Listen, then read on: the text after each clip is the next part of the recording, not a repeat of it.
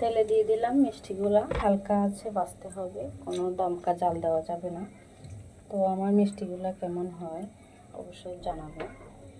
এভাবে হালকা আছে চাল দিতে হবে, তাহলে মিষ্টিগুলা হালকা তাপে হবে।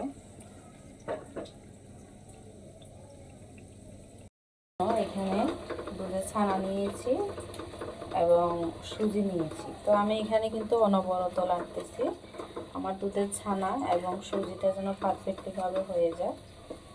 দেখুন একদম অনবরত লাগতে হবে ছানাগুলা, আর সুজির সাথে যেন সম্পূর্ণভাবে অ্যাড হয়ে যায়, সুন্দরভাবে পারফেক্টলিভাবে হয়। তো দেখতে পাচ্ছেন খুব সুন্দরভাবে হয়ে যেতেছে। এভাবে মিষ্টি বানালে মিষ্টিটা অনেক ভালো লাগে। ডোটাকে কিন্তু একদম গাঢ় করে ফেলেছি মিষ্টি বানানোর জন্য। তো আমার এই মিষ্টির রেসিপিটা যদি আপনাদের কাছে ভালো লাগে, এখানে 1 কেজি দুধের ছানা এবং আছে আপনার সুজি। এইভাবে মিষ্টিটা বানালে অনেক ভালো লাগে। একদম পারফেক্টলি হয়েছে ডোটা, দেখুন তাওয়াতে লেগে যাচ্ছে না, একদম পারফেক্টলিভাবে হয়ে খুব সুন্দরভাবে হয়ে গেছে আমার মিষ্টির ডোটা। এই পর্যায়ে মিষ্টিটা বানিয়ে নিতে পারবো পারফেক্টলিভাবে।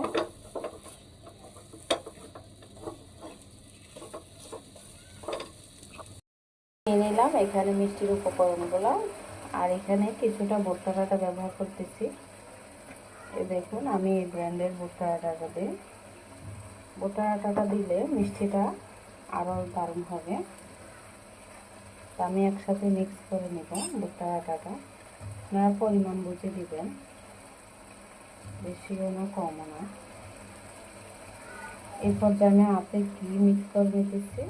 এই যে ঘি মিক্স করে মিষ্টিটা আজকে আমি বানাবো।